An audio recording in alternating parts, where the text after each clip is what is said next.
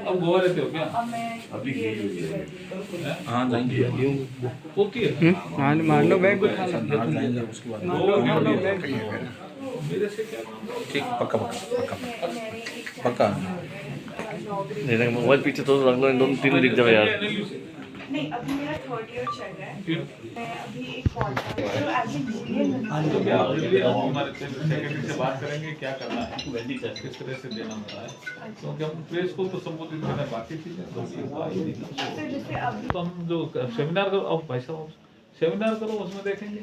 आप मुझे थोड़ा सा अपना नंबर दे दो। अरे सुनो भाई एक बार लिखो, इसको क्या मदद करनी है मदद बीकानेर की है, लेकिन किस तरह से करनी है अपनी सीमा में रहते हुए, ठीक है ना। आओ बस खदवाड़ा जाओ नारायण जी खदवाड़ा जाओ एकदम प्रोग्राम ला करा सका बैठो। देखिए 25 नवंबर से संसद का सत्र शुरू हुआ, 20 दिसंबर तक चला और ऑल पार्टी मीटिंग में ये एक मुद्दा लेके आए थे। फिर 2-3 दिन तक उन्होंने हाउस को चलने नहीं दिया।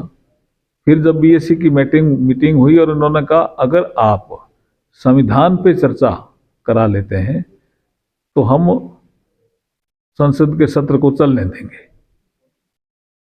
संविधान की चर्चा को हमने माना और लोकसभा में स्पीकर साहब ने और राज्यसभा में चेयरमैन राज्यसभा ने 13-14 दिसंबर तो लोकसभा में और 16-17 दिसंबर राज्यसभा में चर्चा तय की। चर्चा जब हो रही थी तो उसमें कांग्रेस की पोल खुल रही थी।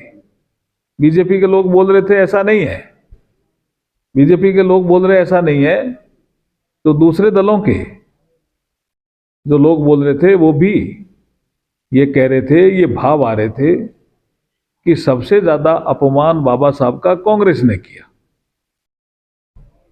उनके जीते जी भी और जब परिनिर्वाण हो गया था उसके बाद भी। तो ये जब पोल खुल गई उनकी तो राज्यसभा में 1 घंटा 40 मिनट का भाषण है गृह मंत्री अमित शाह जी का। उनको पूरा पढ़ना चाहिए ना, पूरा सुनना चाहिए, तथ्यों के साथ बोल रहे थे। जब पोल खुलती है तो कुछ लोग तो समझते हैं कि हम सुधार करें और जो कुछ ऐसे नेता होते हैं वो प्रतिक्रिया देते हैं।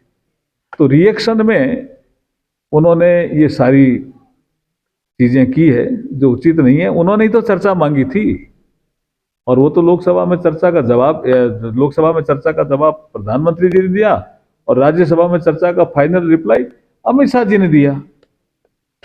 तो कांग्रेस एक नक्शा लेके आई देश का, क्या कहना है इस तरह से? ये देखिए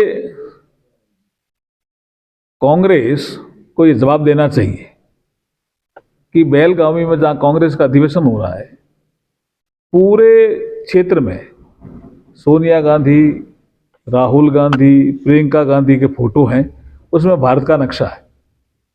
उसमें जो कश्मीर का जो महत्वपूर्ण भाग है, जो भारत का हिस्सा है, वो गायब कर रखा है। तो ये जवाब तो कांग्रेस को देना ही पड़ेगा कि कांग्रेस किसके साथ खड़ी है। एक दूसरा कांग्रेस में भी अम्बेडकर पे जीते जी बाबा साहब का अपमान किया। 3-4 घटनाएं बताता हूं। 1952 का चुनाव बाबा साहब को कांग्रेस ने हरवाया। 53 और 54 में बाई इलेक्शन हुआ था भंडारा से, वो चुनाव भी बाबा साहब को कांग्रेस ने हरवाया। जब बाबा साहब कानून मंत्री थे तो पंडित जवाहरलाल नेहरू जी की नीतियों से तंग आकर के उन्होंने मंत्रिमंडल से इस्तीफा दिया। जब मंत्रिमंडल से इस्तीफा दिया, उसी में ही कारण लिखे कि मैं क्यों इस्तीफा दे रहा हूं। वो लेटर राष्ट्रपति भवन से इन्होंने गायब करवा दिया। क्यों कराई थी गायब? यही बात तो अमित शाह जी कह रहे थे कि राष्ट्रपति भवन से वो जो एक कैबिनेट मंत्री का लेटर है वो राष्ट्रपति भवन से गायब है। तो ये जो कांग्रेस है जिसने जीते जी बाबा साहब का अपमान किया, परिनिर्वाण होने के बाद भी अपमान किया, लंबे समय तक भारत रत्न नहीं दिया। भारत रत्न बाबा साहब को जब मिला जब केंद्र में वीपी सिंह जी की सरकार आई और भारतीय जनता पार्टी अप्रत्यक्ष रूप से सरकार का समर्थन कर रही थी, तब मिला। तेल चित्र भी सेंट्रल हॉल में तब लगा। तो कांग्रेस क्या क्लेम कर रही है? कांग्रेस ने तो बाबा साहब का अपमान अपमान अपमान ही किया है।